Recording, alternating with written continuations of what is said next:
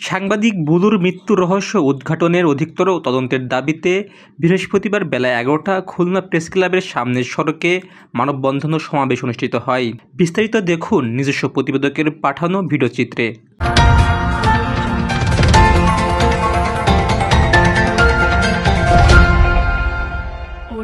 বিষয় হোক এবং সেই সুষ্ঠু তদন্ত যদি হয় তাহলে প্রকৃত সত্যটাই আসলে বেরিয়ে আসবে। প্রশাসনের কাছে জোর দাবি জানাচ্ছে এই বিষয়ে। সেই সাথে সহকর্মীদের বলবো ধৈর্য ধারণ করে এই বিষয়ে প্রশাসনের সাথে লেগে থাকা এবং প্রশাসন যেন সুষ্ঠুভাবে কাজটা করতে পারে তাদের সহযোগিতা করা। আমরা যারা সংবাদপত্রে কাজ করি আমরা প্রত্যেকটি মানুষই ঝুঁকি নিয়ে কাজ করে থাকি। তারপরেও আমাদের একটা দাবি থাকে, সেটা হচ্ছে আমাদের অন্তত জীবনের শেষ প্রান্তে স্বাভাবিক মৃত্যু।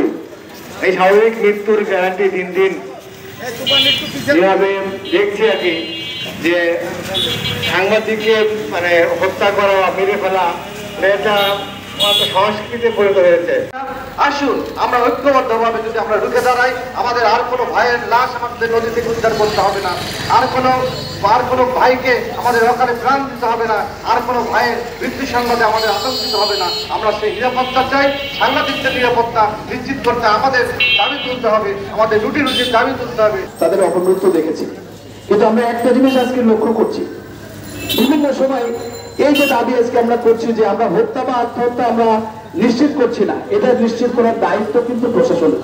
কিন্তু আমি যখনই মৃত্যু সংবাদটি প্রথম ফেসবুকে দেখলাম, আমি দেখলাম যে আমারই সহকর্মী, আমাদের ভাই মেজর রহমান মিল্টন প্রথমেই এই যে স্ট্যাটাসটা দিয়েছিল সেখানে কিন্তু উল্লেখ করেছিল যে এর পেছনে রহস্য রয়েছে, এর পেছনে কোনো কারণ রয়েছে, এইভাবে স্বাভাবিক মৃত্যু এটা নয়।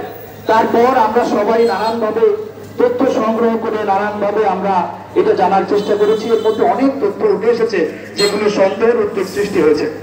আমি শুধু এটুকু বলতে চাই, প্রশাসন তো আজকে এই মৃত্যু হয়েছে, কালকে আরেকটা বড় মৃত্যু হলে এই মৃত্যুর কথা ভুলে যে সেইটা নিয়ে আবার ব্যস্ত হয়ে যাবে।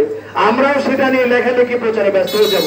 কিন্তু অতীতে এবং বর্তমানে প্রতিদিন যে হত্যাকাণ্ডগুলি ঘটছে সেগুলির কোনো সুরাহাই কিন্তু আমরা দৃশ্যমান আমরা দেখতে পাচ্ছি না। তো আমি এটুকু দাবি জানাবো, যারা তদন্তকারী কর্মকর্তা রয়েছেন, পুলিশের কর্মকর্তা রয়েছেন, তাদেরও কিন্তু দায়বদ্ধতা রয়েছে। ধারাবাহিকভাবে তাদের ঘাড়ে ব্যর্থতার দায় আসছে, ধারাবাহিকভাবে কিন্তু সংবাদ কর্মীরা লিখছেন এই ব্যর্থতার কথা, কিন্তু তারা কেমন যেন কোনো রকম গায়ে লাগে না এরকম মনোভাব পোষণ করে তারা তাদের দিন অতিবাহিত করছেন।